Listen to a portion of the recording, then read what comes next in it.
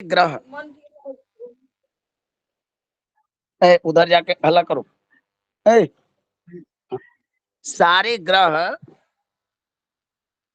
समयानुसार एक दूसरे के कक्षा में प्रवेश करते हैं। आवाज आ रही है और समझ में आप लोगों को आ रहा है ना? जी भगवान, आवाज आ रही है। चलिए,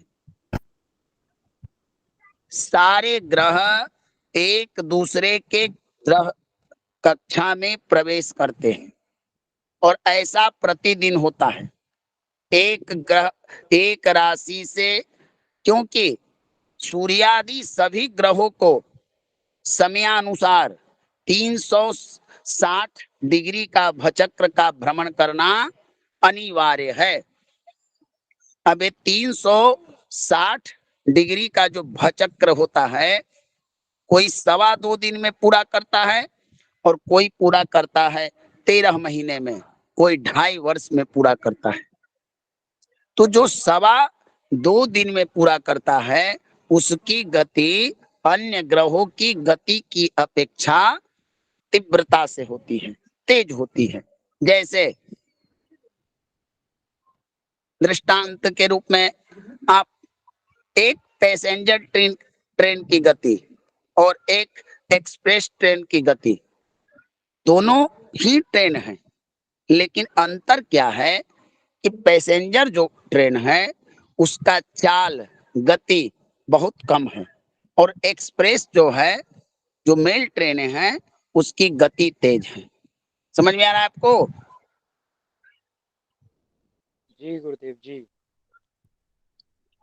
तो जो जिसकी गति तेज होगी वह तो शीघ्रता से अपने गंतव्य स्थान पर चलेगा ना? जी गुरुदेव जी। तो इसलिए चंद्रमा जो है सर्वाधिक कम समय में भचक्र का भ्रमण करता है। अगर हम 12 राशियों को देखें 30 डिग्री के हिसाब से, तो 12 राशियों को अगर एक एक राशि का 30 जोड़े तो 12 तिहाई 336 का भचक्र पूरा हो जाता है। होता है ना? जी गुरुदेव जी। अगर हम 12 को 3 से 360 होगा गुणा, ना भगवान? 30 12 30 तिहाई 36, 360। भचक्र होता कितना का है प्रभु? 30 अंश का होता है ना? भचक्र का माने 360 डिग्री का वह एक वृत्त। चक्कर होता है। जी जी, 360 अंश का। तो पहले समझिए भगवान, मैं बताना क्या चाहता हूं। तो ये तो आकाश मंडल की स्थिति हुई। अब गोचर को हम समझते हैं। प्रतिदिन ग्रह सौर मंडल में अपने अपने स्थान पर स्थित होते हैं। प्रतिदिन कोई ना कोई ग्रह किसी राशि से किसी दूसरे राशि में प्रवेश करता है। प्रतिदिन चंद्रमा किसी न किसी नक्षत्र का भोग करते हैं, सूर्य किसी न किसी नक्षत्र का भोग करते हैं, कि सूर्य किसी न किसी नक्षत्र का भोग कर, ये प्रतिदिन का दिनचर्या है। तो गोचर के द्वारा हम तात्कालिक आकाश में बनने वाले स्थितियों को देखते हैं। गोचर हमें वर्तमान में कौन सा ग्रह किस राशि में गोचर कर रहा है, कौन सा ग्रह किस राशि से किस राशि में प्रवेश करने वाला है, यह हमें गोचर बताता है। सही है ना? सही है ना? जी गुरुजी। यानी जन्म पत्रिका, जन्म लग्न है। हमारे यहाँ फलित कितने प्रकार के लग्नों से विचार होते हैं? तो मुख्यतः तीन प्रकार के लग्नों का वर्णन पाराशर होरा शास्त्र शास्त्र में आया है। एक जन्म लग्न, दूसरा चंद्र लग्न और तीसरा नवमांश। और इसके बाद जितने भी लग्न हैं वर्ग लग्न हैं, वर्ग कुंडलियों में बनने वाले लग्न। लेकिन दक्षिण भारत में इसी चीज को चार प्रकार से माना गया। एक प्रकार अष्टक वर्ग को इसमें जोड़ा गया। हम अष्टक वर्ग से भी शुभाशुभ फल विचार कर सकते हैं। अब मन में एक प्रश्न उत्पन्न होगा आपको कि गोचर में जो हम ग्रहों का चंद्रमा से यह स्थान शुभ है, वो स्थान शुभ है, अगर हम पूरे ग्रहों का गोचर देखें तो गोचर कुंडली में मात्र 12 प्रकार के ही फल प्राप्त होंगे होंगे ना। एक प्रश्न है ना, जी भगवान। आपने समझा कि ऐसे ही कह दिया अरुण जी? क्या 12 प्रकार के फल प्राप्त होंगे बताइए हमको।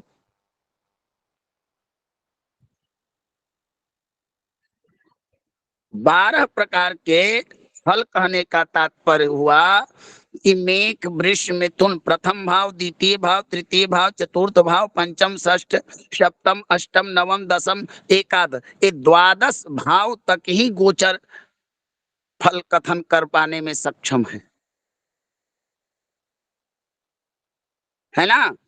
हम गोचर में यही तो देख रहे हैं कि चंद्रमा से किन किन स्थानों में ग्रह शुभ स्थान में जा रहा है कि अशुभ स्थान में जा रहा है, यही हम देख रहे हैं ना। जी जी भगवान। जी जी जी गुरुदेव। लेकिन क्या अकेले गोचर से, मात्र गोचर कुंडली से हम संपूर्ण जो जीवन पर्यंत फलादेश कर पाने में सक्षम हैं? जी नहीं। बताइए। नहीं गुरुजी, तात्कालिक ही मिलेगा बस। और तात्कालिक में भी इससे 12 प्रकार के ही आप फल प्राप्त कर सकते हैं। जी गुरुजी। उसमें भी गोचर जो है, गोचर वही देगा जो जन्म पत्रिका बताएगा। आज एक चीज आप नोट करिए, बहुत इंपॉर्टेंट चीज है, लिखिए। जन्म पत्रिका में यानी जन्म लग्न से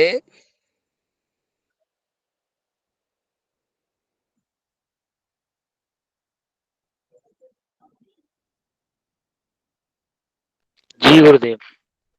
कोई भी ग्रह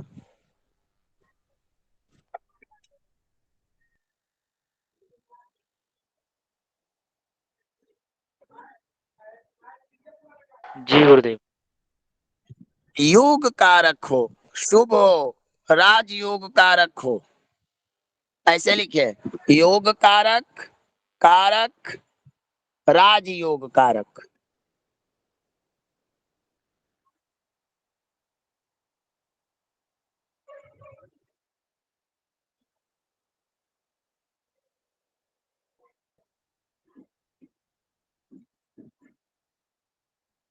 जी जी गुरुदेव। और शुभ हो,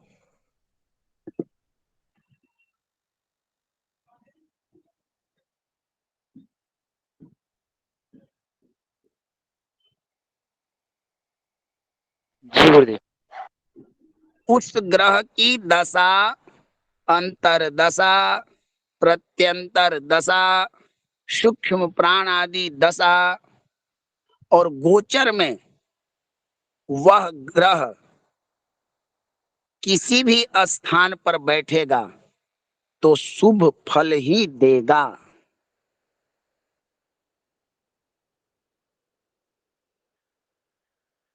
एक ये लास्ट वाली लाइन दोबारा बोले भगवान। एक बार पुनः मैं रिपीट करता हूं, सुनिए। जन्म पत्रिका में कोई भी ग्रह योग कारक हो, अति राजयोग कारक हो, शुभ हो, तो वो दशा अंतरदशा आदि में गोचर तक अशुभ स्थान पर बैठने पर भी वह शुभ फल ही देगा।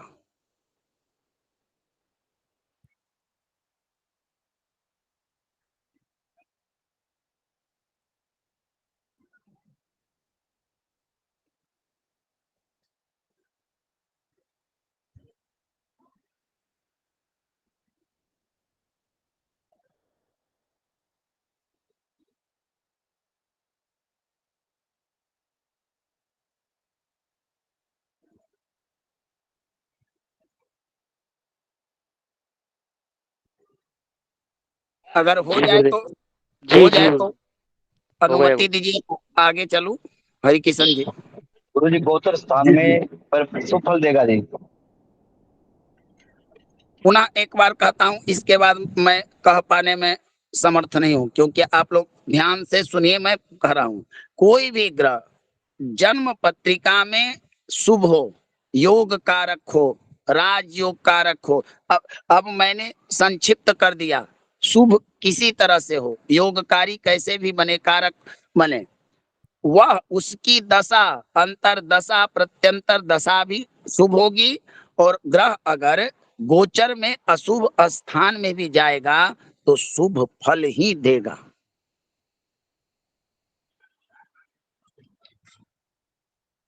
जी गुरुदेव। समझ में आया राजेश जी? जी गुरु जी। नंबर 2, अगर जन्म पत्रिका में, अगर जन्म पत्रिका में विवाह योग, अभी समझ लीजिए, समझ लीजिए, उसके बाद इसको नोट कीजिएगा। संतान योग, नौकरी योग, दीर्घायु योग, धर्म कर्म का योग, किसी भी प्रकार का योग ना बन पाए और वह योग गोचर कुंडली में बन जाए, तो अगर जन्म पत्रिका में कोई योग, शुभ योग ना बन रहा हो, तो दशा, अंतरदशा, प्रत्यंतर दशा, सूक्ष्म आदि भी योगकारी ग्रह के, योग कारक ग्रह की तरह दशा का फल नहीं देंगे। और गोचर में भी अगर ऐसा जन्म पत्रिका में कोई शुभ योग ना बन रहा हो और गोचर कुंडली में योग बन रहा हो, तो वह योग आपको कोई फल नहीं देगा। इसको नोट कीजिए। यानी तात्पर्य यह हुआ कि गोचर और दशा अंतर दशा आपको वही देंगे जो आपका जन्म पत्रिका बताएगा। समझ में आया? ये एक बार और इसको रिपीट करूं। गुरु जी एक बार रिपीट और करें। बस। माना कि किसी जातक का जन्म हुआ तुला लगन में, और तुला लगन में विवाह का योग नहीं बन रहा हो, और विवाह कारक ग्रह की दशा चल रही है, अंतर दशा चल रही है, और गोचर कुंडली में विवाह का योग बन रहा हो, तो जब हमारी जन्म पत्रिका में विवाह का योग न हो, तो कितना भी शुभ दशा चले, विवाह कारक की दशा चले, विवाह के भाव के स्वामी की दशा चले, उस जातक का विवाह नहीं होगा, क्योंकि जन्म पत्रिका में उसका विवाह योग नहीं बन रहा है। अब समझ में आया कि और इसको सरलता से करूं? बताइए। गुरुजी लिखवा गुरु दीजिए इसको। मैं लिखवाऊंगा, समझिए पहले, ये सब इंपॉर्टेंट चीजें हैं। जी कहने गुरुजी का सब। तात्पर्य यह हुआ कि जो चीज आपकी जन्म पत्रिका में है वही दशा देगा, वही प्रत्यंतर दशा देगा, वही सूक्ष्म दशा देगा, वही गोचर देगा। जो चीजें आपकी जन्म पत्रिका में नहीं है उतना तो शुभ दशा देगा, ना ही आपको गोचर देगा। इसलिए सबसे इंपॉर्टेंट कुंडली है आपकी जन्म पत्रिका। अब समझ में आया, इसको नोट कीजिए कि अगर जन्म पत्रिका में कोई भी योग हो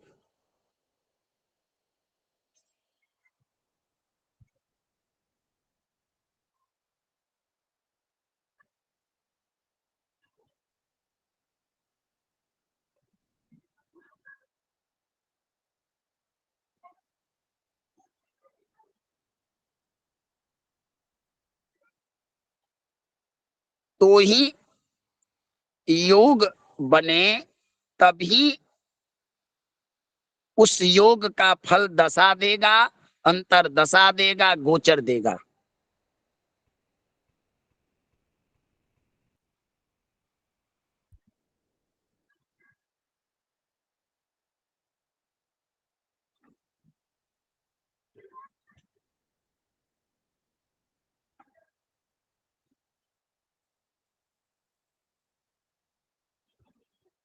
समझ में आया?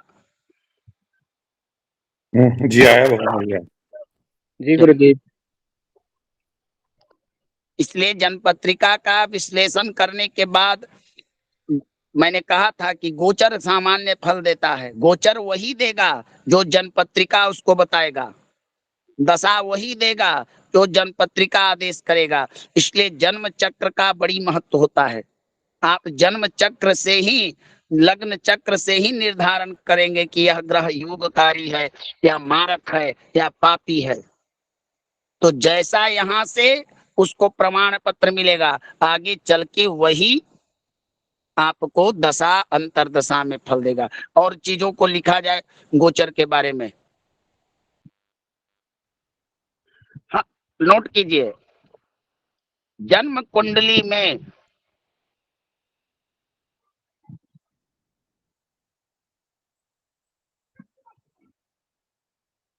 जन्म कुंडली में निर्बल,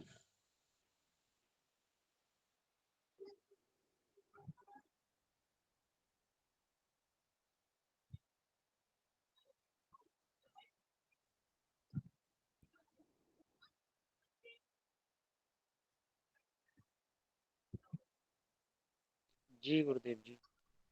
जन्म कुंडली का निर्बल, पापी, त्रिकेश, 3 शब्द लिखिए। निर्बल, पापी, त्रिकेश। त्रिकेश का अर्थ 6, 8 और 12 के स्वामी।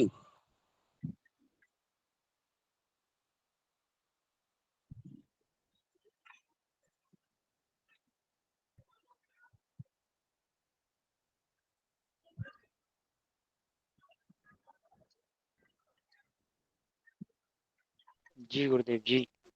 अगर ये शुभ स्थान पर गोचर करे, गोचर कुंडली में शुभ स्थान पर गोचर करे, शुभ शुभ राशियों में इनका गोचर हो, तो एक शुभ फल ही देंगे, लेकिन कम। एक बार पुनः पुनः इस सिद्धांत को समझ लीजिए। जन्म पत्रिका का वह ग्रह जो पापी हो, निर्बल हो, 6, 8, 12 भाव का स्वामी हो, अगर गोचर कुंडली में शुभ स्थानों में गोचर करे, शुभ राशियों में गोचर करे, तो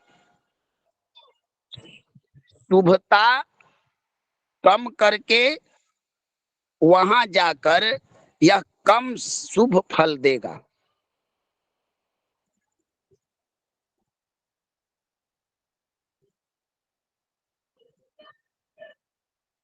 समझ में आया?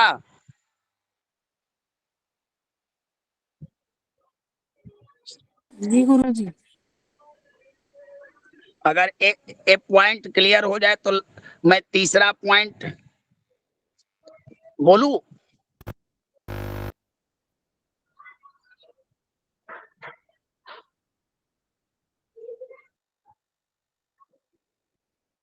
मैं तीसरा पॉइंट बोलूं। जी जी बोलिए, बोलिए। तीसरा हुआ। हाँ। हाँ चौथा, चौथा ना। हाँ, चौथा होगा भगवान। जन्म पत्रिका का वह ग्रह जो योगकारी हो, शुभ हो, गोचर में जब अपने मित्र, मूल त्रिकोण, उच्च स्वक्षेत्र या शुभ स्थानों में गोचर करे और गोचर काल में गुरु, शुक्र, बुध, चंद्र की दृष्टि संबंध बने। पहले पार्ट बाय पार्ट लिखिए। जन्म पत्रिका का वह ग्रह जो बलवान हो,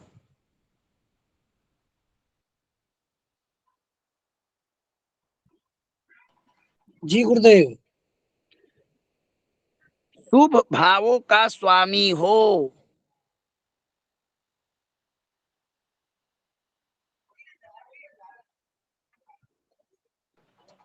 जी गुरुदेव। जन्म चक्र में शुभ हो,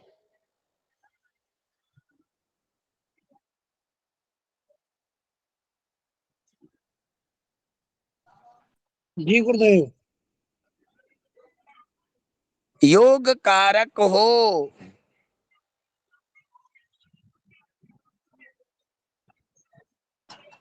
जी गुरुदेव। जब वह गोचर में अपने मित्र की राशि,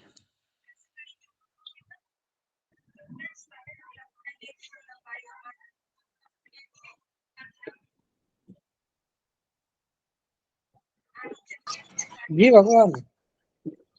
उच्च राशि,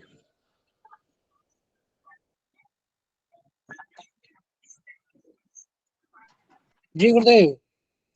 स्वराशि,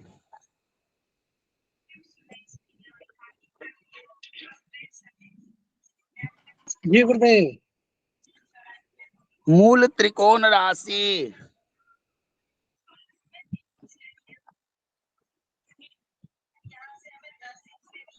जी भगवान।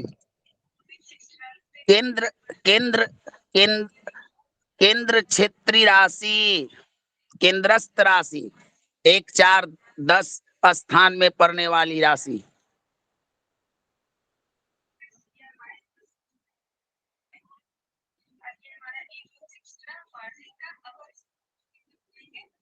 जी। और त्रिकोण वाली राशियों में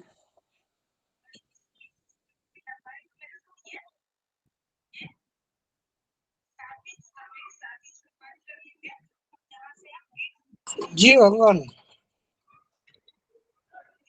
जब जब प्रवेश करेगा, जब जब आकाश में ऐसी स्थिति बनेगी, जिस महीने में बनेगी, तब तब शुभ फल प्राप्त होगा। और इन इन ग्रहों पर अगर उनका मित्र का दृष्टि हो जाए, शुभ ग्रहों का दृष्टि हो जाए, तो अत्यंत गोचर में श्रेष्ठ फल प्राप्त होता है। भगवान क्षमा चाह दोबारा बोलने की कृपा करें। जब जब प्रवेश करने पर, इससे आगे। जब जब इन स्थानों पर ये जाएंगे एक ग्रह, तो तब तब श्रेष्ठ फल देंगे। लेकिन अगर शुभ ग्रहों से दृष्ट हुए, अपने मित्र से दृष्टि संबंध बना लिए, तो अत्यंत श्रेष्ठ फल देंगे।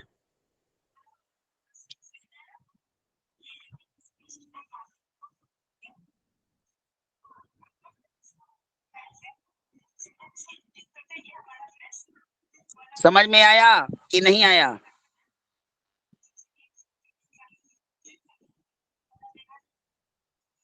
किसी को एक पॉइंट समझ में आया या नहीं समझ में आया?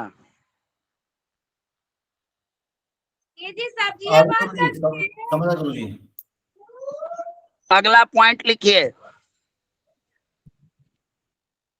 जन्म कुंडली का वह ग्रह जो बलवान हो, शुभ ग्रहों से दृष्ट हो, शुभ भावों का स्वामी हो,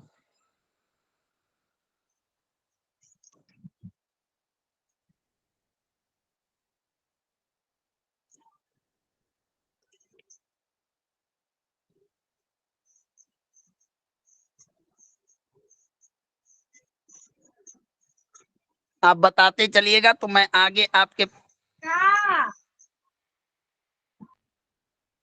जी गुरुदेव। आगे चलूं। जी गुरुदेव। ऐसा ग्रह गोचर में जब अशुभ स्थानों में प्रवेश करे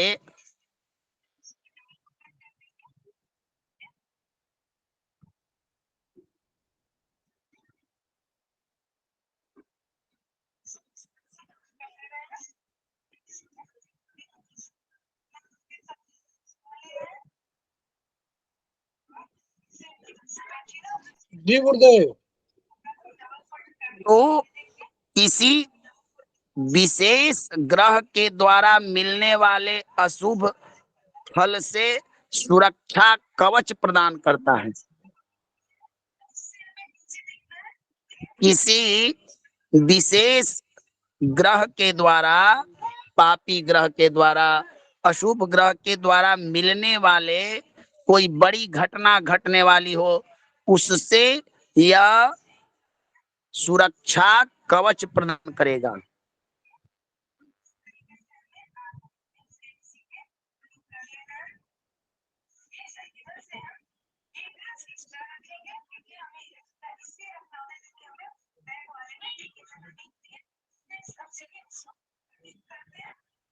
जी गुरुदेव, हो गया। अगला पॉइंट, जन्म राशि से या चंद्र राशि से 11वें स्थान में सभी ग्रहों का फल शुभप्रद होता है।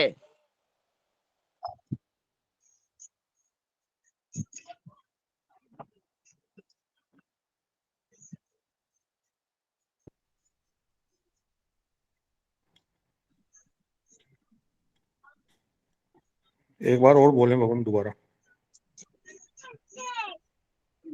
जन्म राशि से 11वें स्थान में किसी सभी ग्रहों का गोचर का फल शुभ होता है।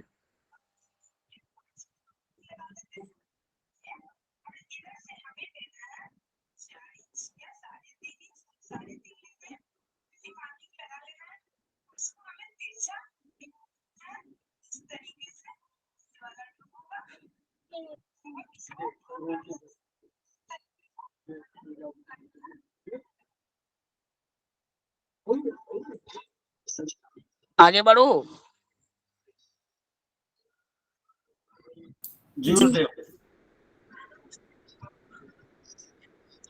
सामान्यतः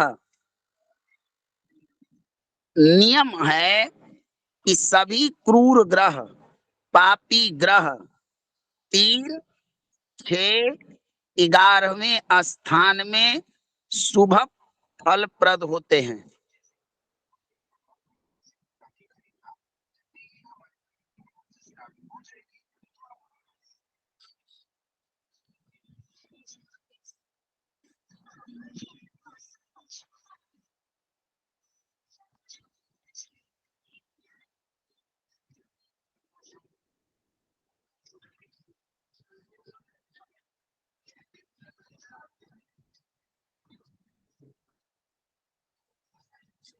जी गुरुदेव, हो गया।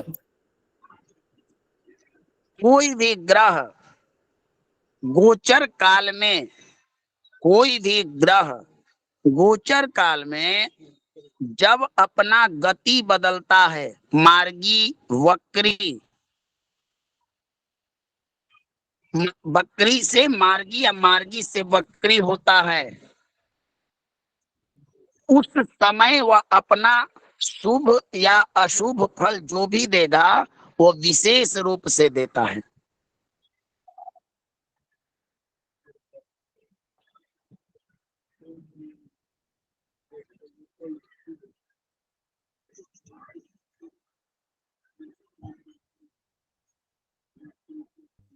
एक बार बोले भगवान। कोई भी ग्रह गोचर करते राशि परिवर्तन करते समय अगर वक्री हो जाए या मार्गी हो जाए तो जो उसका फल मिलने वाला है शुभ या अशुभ वह विशेष होगा।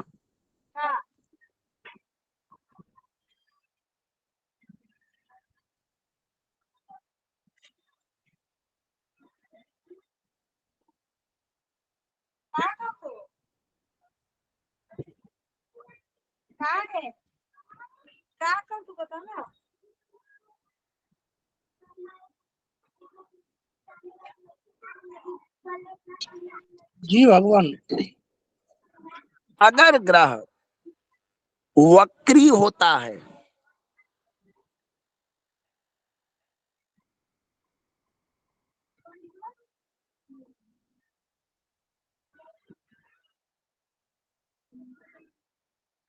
तो जी भगवान। तो ग्रह से संबंधित फल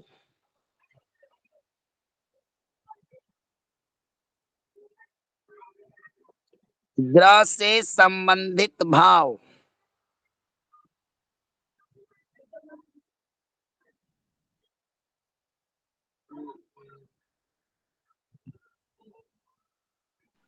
जी भगवान। ग्रह से संबंधित राशि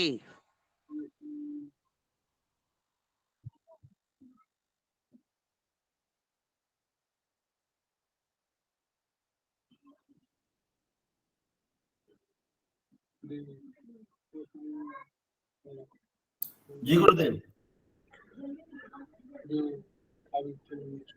जहां जहां उसका संबंध होता है वहां तक के जहां जहां उसका संबंध होता है दृष्टि युति उन सब में अशुभता ही फल देता है और अशुभता होने लगती है।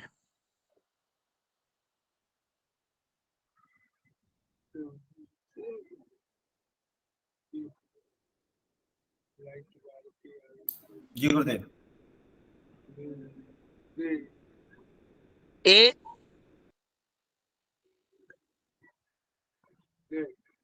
क्या और आप लोगों को और लिखिए शुभ ग्रहों का गोचर में जब वक्री होते हैं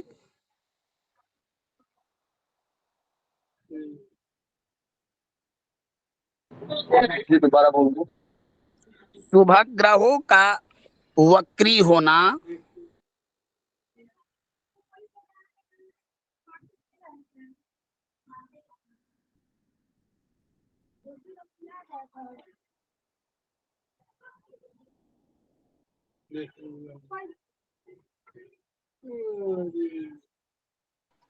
जी गुरुदेव। शुभ होता है।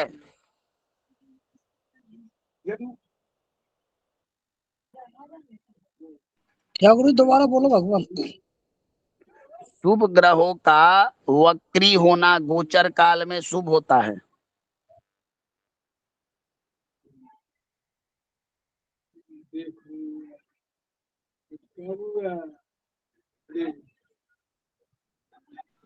जी गुरुदेव।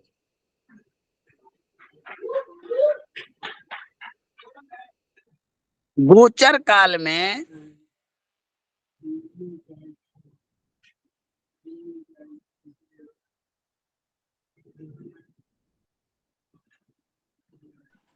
जी भगवान गोचर काल में कोई दो ग्रह वक्री हो जाए एक जगह कोई दो ग्रह वक्री हो जाए एक ही राशि में एक ही राशि या एक ही स्थान में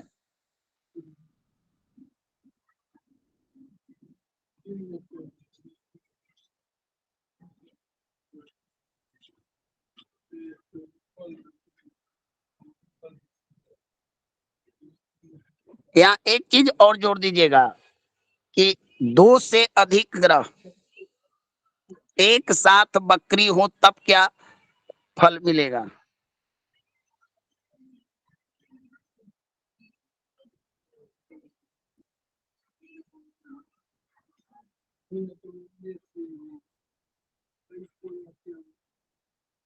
जी भगवान। सुभद्रा, अब जो अधिक बलवान होगा, जन्म पत्रिका में अगर कोई ग्रह शुभ होगा, बलवान होगा, तो वह बकरी में शुभ फल देगा। कमजोर होगा, तीनों ही पापी बलवान होंगे तो अत्याधिक फल होगा। अगर एक शुभ ग्रह बलवान होकर बकरी हो जाए और दो अशुभ ग्रह हो तो मिश्रित फल होता है। समझ में आया या नहीं? नहीं गुरुजी, दोबारा बोलो। नहीं गुरुजी, मान समझ नहीं आया। मान लीजिए कि राहु मंगल बैठे हुए हैं तुला राशि, कर्क राशि में, और जन्म लग्न में बृहस्पति कारक हैं, आपके किस जन्म पत्रिका में कारक हैं, और बृहस्पति यहाँ आकर कर्क राशि में बकरी हो जाए, तो पहले ही सिद्धांत बता दिया गया कि शुभ ग्रहों का बकरी होना शुभ होता है।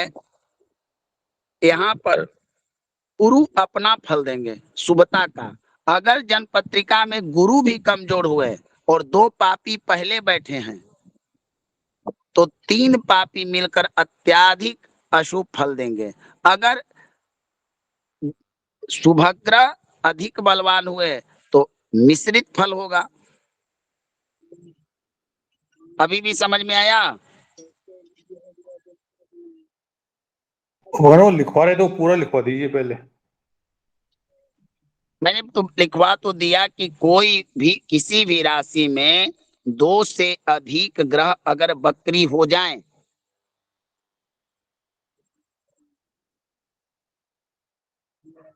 जी, तो उसमें शुभग्रह अगर बलवान हो तो शुभता का फल देंगे।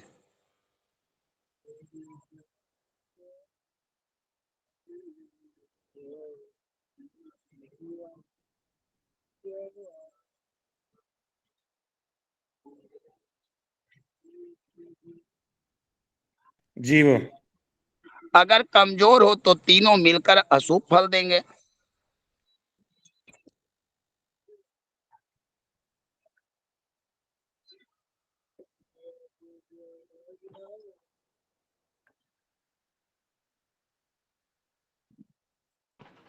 जी गुरुदेव। अगला पॉइंट लिखिए, गोचर और दशा वही आप फल देती है जो जन्म पत्रिका बताती है। पहले समझ लीजिएगा, किसी जातक की कुंडली में संतान होने का योग नहीं है, जीवन पर्यंत उसको संतान नहीं होगा, ऐसा जन्म पत्रिका ने आदेश दिया। अब अगर बृहस्पति की शुभ दशा भी आए, पंचमेश की शुभ दशा भी आए और गोचर में भी बृहस्पति शुभ स्थान में या पांचवें भाव में गोचर करे तो जातक को संतान नहीं दे पाएंगे।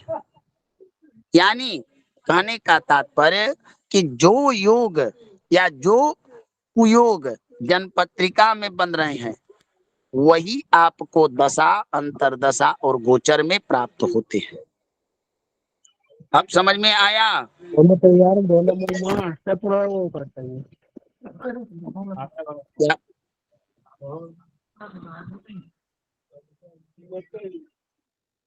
समझ में आया हरि किशन जी? जी भगवान, आगे आइए तो लाइन ये तो समझ में आ गया। भगवान दोबारा बोलो गुरुदेव, एक बार दोबारा। जो चीजें आपकी जन्म पत्रिका में होगी शुभ योग, वही चीजें आपको दशा, अंतरदशा और गोचर से मिलेगी।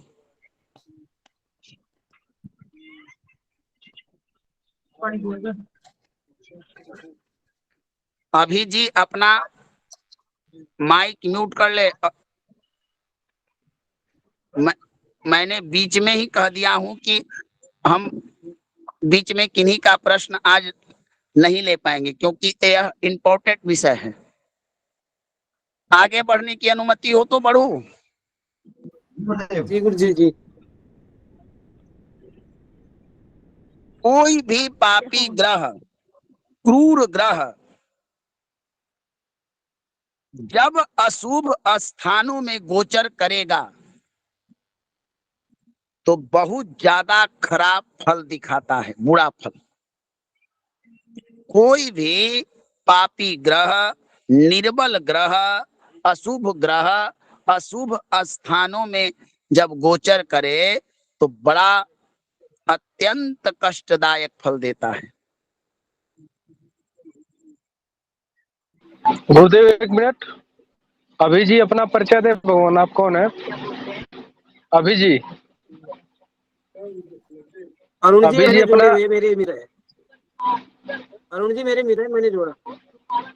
ठीक जी, आगे चलो। मेरे पास समय की बहुत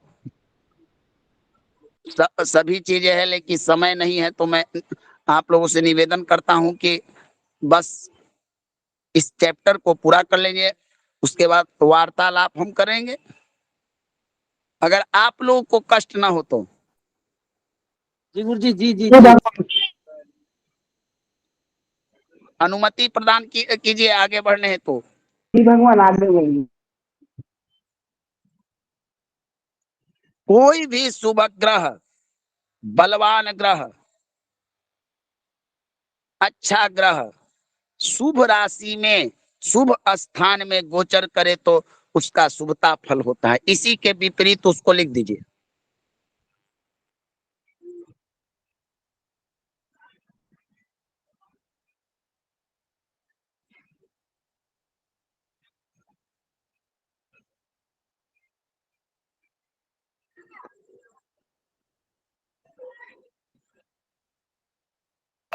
जी गुरु जी।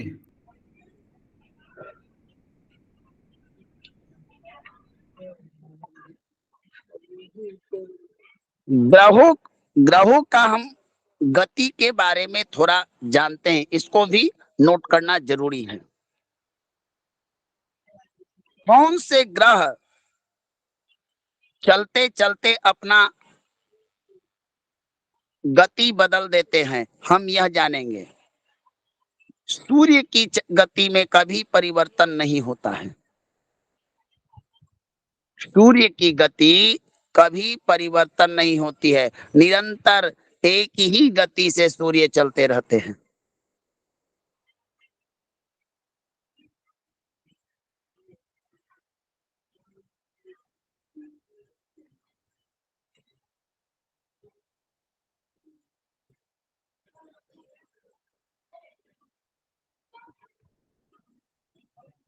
जी गुरुदेव जी। लेकिन चंद्रमा 13 डिग्री 20 कला की गति से प्रतिदिन चलते रहते हैं।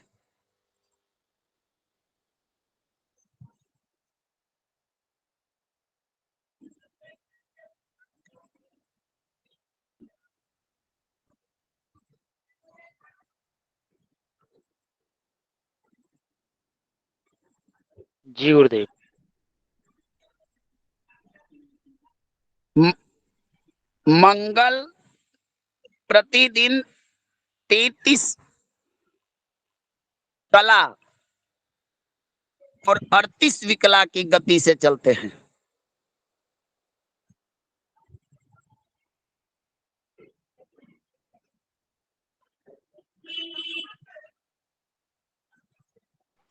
गुरुदेव दोबारा बोले भगवान।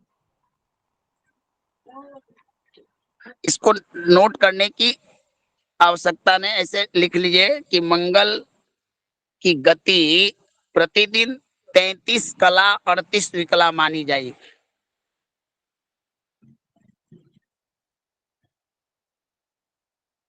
जी गुरुदेव जी। और बृहस्पति 5 अंश और शनि 2 अंश के करीब उनकी गति मानी गई है।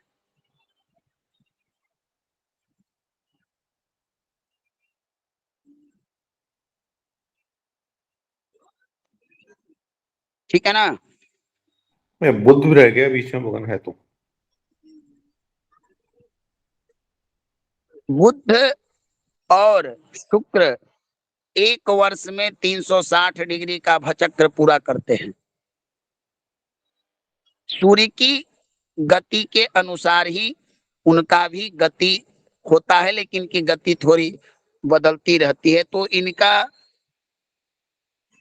59 कला 8 विकला का हिसाब कुछ ऐसा है। इसमें कुछ भिन्नता भी पाई जाती है।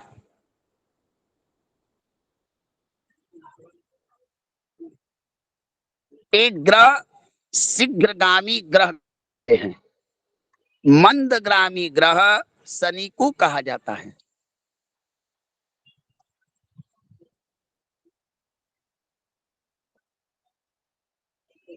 गुरु की गति क्या है? 5 भगवान। अब गति, अब आप ऐसे निकालिए, एक ग्रह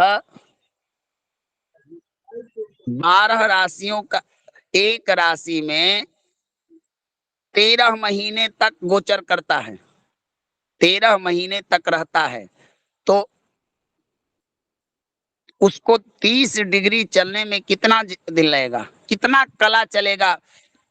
मैंने डिग्री लिख, कला होगा, कितना कला चलेगा तो 30 डिग्री पूरा होगा? बताइए। एक ग्रह एक राशि में 13 महीने रहता है तो उसका गति कितना होना चाहिए? 2.30 भगवान। बृहस्पति की प्रतिदिन की गति कितनी होनी चाहिए भार्गव जी?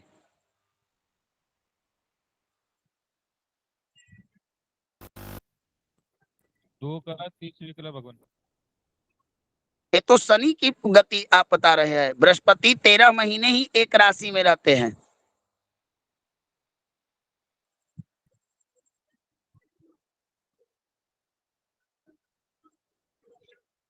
गुरुजी 1 डिग्री 1 महीना के आसपास, और अगर 12 3 36 3 डिग्री, सॉरी गुरुजी 3 डिग्री के आसपास 1 महीना। हमको एक वर्ष एक दिन का बताइए।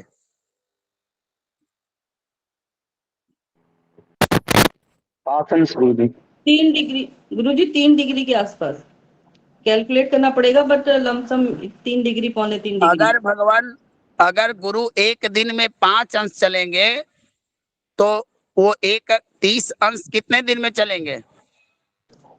1 महीने। वो तो 6 दिन में हो जाएगा इस हिसाब से। हो जाएगा। ऐसे ध्यान ताप मानने को तैयार हैं? जी गुरुदेव। कैसे होगा प्रभु? एक ग्रह, अब शनि एक राशि में 2.5 वर्ष चलते हैं तो उनको आप 6 दिन में चलवा दीजिएगा। इस संभव और कह रहे हैं कि मैं मानने को तैयार हूँ, कैसे हो सकता है?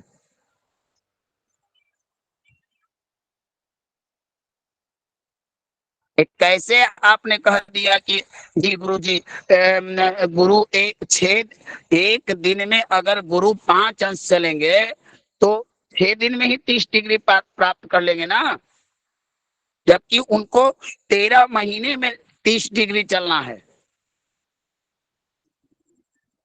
क्या हरि किशन जी? जी मोहन, आप सही कह रहे हैं। अभी वो कैलकुलेट करके बताता हूँ एक दिन में कितना चलते हैं। 1 सेकंड। हमें कैलकुलेशन की आवश्यकता नहीं, कैलकुलेशन आप कर लीजिएगा, मैंने बता दिया, आप कैलकुलेशन करते रहिए। इसका आएगा ए विकला 5 के हिसाब आपको आना चाहिए, 3 से ऊपर ही आना चाहिए। विकला में चलेंगे, कला में भी नहीं। तब जाके 13 महीने में कितने दिन आते हैं? 13 महीने में कितने दिन आएंगे? जी करीब करीब 390 दिन करीब आएंगे, ऐसे 30 दिन के हिसाब से लगाओ तो। अब अगर 335 को हम 5 कला से अगर करें तो क्या 30 पूरा होगा?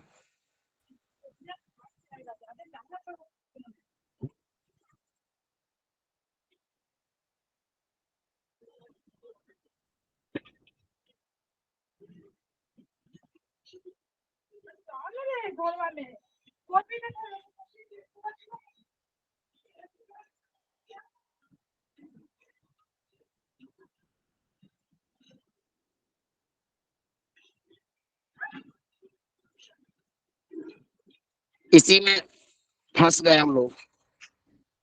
बताइए, आप लोगों ने पढ़ा है कुछ अपना भी?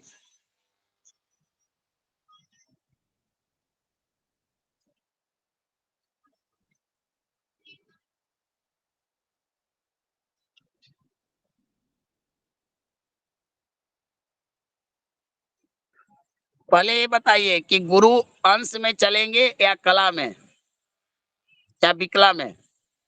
विकला में विकला चलेंगे। में। 5 से थोड़ा कम आ रहा है भगवान, 5 से थोड़ा सा कम आएगा।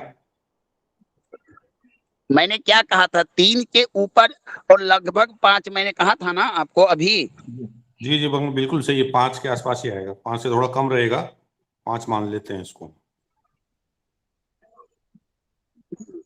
तो एक चीजें आपको समझ में आ गई ना? जी जी वो बताइए गुरुजी शनि की भी 2 विकला रहेगी जी। राजेश जी, आप समझ गया, आ गए ना? आप इतनी शीघ्रता से आपने कह दिया 5 अंश। तो बताइए प्रभु कि सूर्य भी प्रतिदिन 5 अंश नहीं चलता है।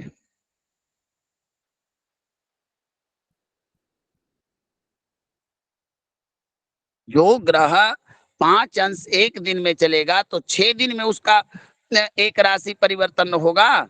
ऐसा कोई अभी आपने बताइए, चंद्रमा के सिवा कोई ऐसा ग्रह है जो सबसे कम दिनों में गोचर करता है? राजेश जी, मैं आपसे नहीं नहीं नहीं नहीं गुरुजी। तो आप इस कंफ्यूजन को दूर कीजिए, एक कला में होगा, ठीक है ना? जी गुरुजी। और देखिए, मेरी बात को बुरा मत मानिएगा, मैं आप ही लोगों के लिए बताता हूं ताकि कोई चूक ना हो, समझे ना? जी गुरुजी। चलिए, अगर आप लोगों का लिखते लिखते इच्छा हो गई तो कुछ चर्चाएं करें या प्रश्न काल को लें कि कुछ और चीजें आपको नोट कराऊं? गुरुजी समय हो गया है, पर्सन ले लीजिए। तो चलिए, मैं आनंद जी की बात को थोड़ा रोकते हुए 4 चीजें आपको नोट कराता हूं। लिखिए, किसी भी गोचर कुंडली का अध्ययन करते समय, किसी भी गोचर कुंडली को अध्ययन करते समय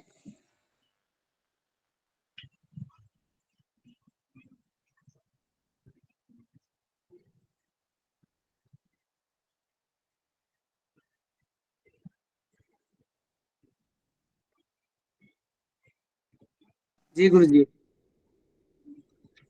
हमें यह देखना है कि ग्रह जो गोचर कर रहा है वो जन्म पत्रिका में किस भाव का स्वामी है। इसको लिखिए, किस भाव का स्वामी है।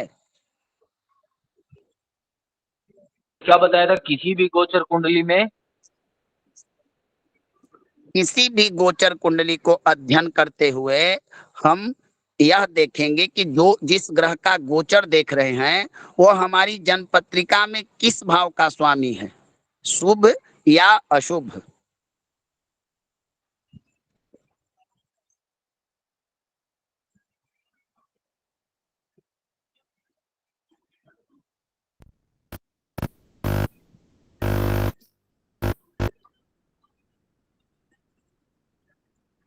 आगे चलो प्रभु, छोटे छोटे पॉइंट हैं।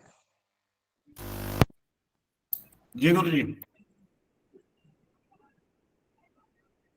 किस स्थान में बैठा है जन्म पत्रिका में?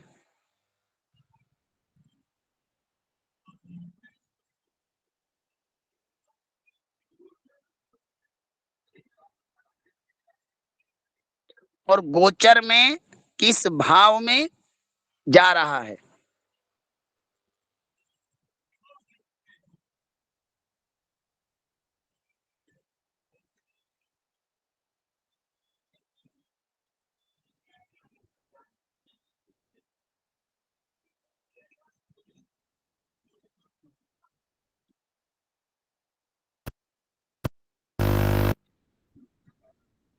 बताइए हरि किशन जी, आगे चलूं या? जी जी भगवान, चलिए आगे।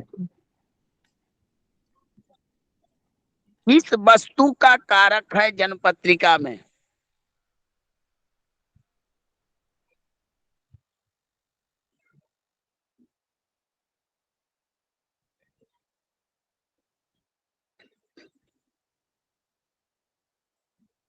बस आज के लिए इतना आपका पर्याप्त है। अब हम चर्चाओं को करेंगे। अब आप लोग निश्चिंत होकर चर्चा कर सकते हैं।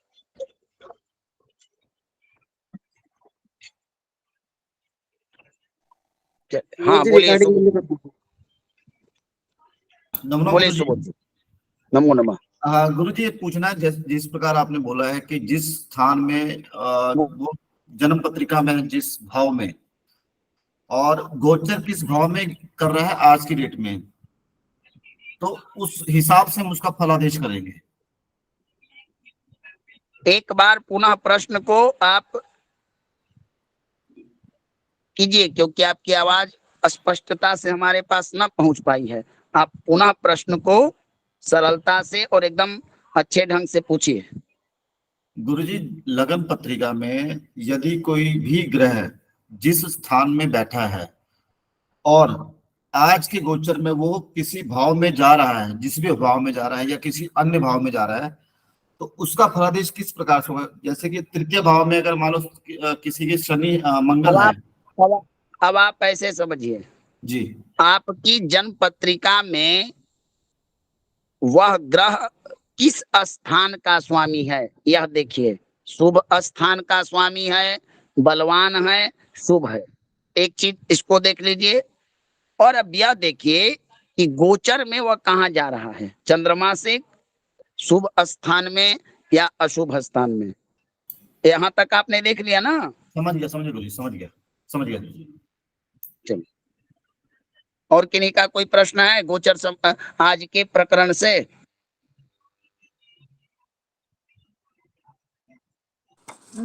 गुरुजी, हाँ गुरुजी, नीतू जी। ये आपने जो पहला वाला जो पॉइंट लिखवाया है ना, किसी भी गोचर कुंडली का अध्ययन करते समय हमें ये देखना है कि नीतू जी सर्वप्रथम आप कक्षा का जो नियम है कि रीज हैंड करके वो आप आज भूल गए। जी गुरुजी, क्षमा करें।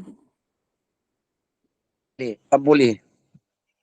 गुरुजी, ये आपने पहला वाला पॉइंट लिखाया है ना कि ये किसी भी गोचर कुंडली को अध्ययन करते समय देखना है कि वो ग्रह किस भाव का स्वामी है, शुभ भाव का स्वामी है, अशुभ का। तो ये जो देखना है, तो वो स्वामी कौन सी कुंडली में, गोचर कुंडली में कि जन्म कुंडली में?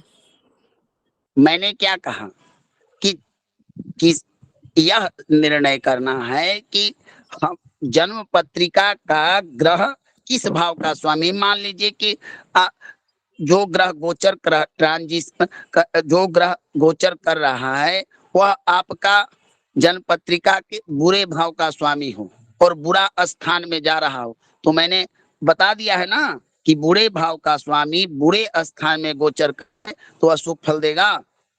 हाँ जी गुरुजी। तो आपको पहले जन्म पत्रिका देखनी है और यह निर्णय करना है कि हमारी जन्म पत्रिका में जिस ग्रह का हम गोचर विचार करें वो शुभ है, अशुभ है, बलवान है, कहाँ जा रहा है। जी गुरुजी, सबसे पहले जन्म। जी समझ में आ गया। चलिए, और किन्हीं का कोई संशय, भ्रम, शंका है? क्योंकि मैंने कहा था कि कोई भी विषय मैं आपको ऐसा कर दूंगा कि कंफ्यूजन ना हो। और जितने मैंने सिद्धांत आपको बताए हैं, ये सिद्धांत कई ग्रंथों से संग्रहित हैं और ये आपको एक जगह मिल गया और एक नियम आप लगाकर इन सिद्धांतों के बल पर फल कथन करना, देखिए क्या आपको प्रभाव दिखता है। किन्हीं का और कोई प्रश्न है?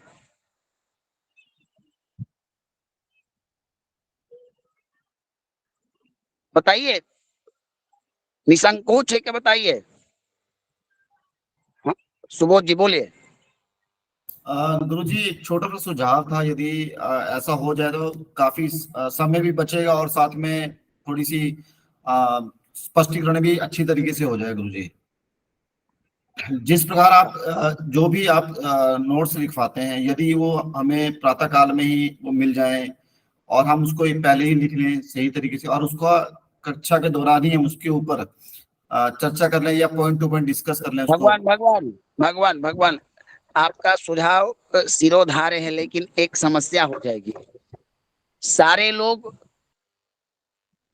नोट्स तो लिख लेंगे, लेकिन सारे लोगों का क्वेश्चन एक ही साथ आएगा कि मैं ये क्या होता है।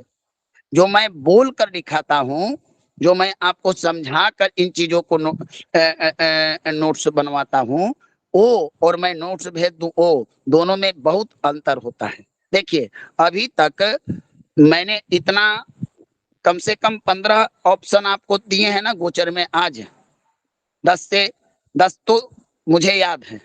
कितना है हरिकिशन जी? टोटल अगर जोड़ू तो 15 के करीब। जी गुरु जी। लेकिन प्रश्न कितने लोगों का आया? मात्र 2 लोगों का।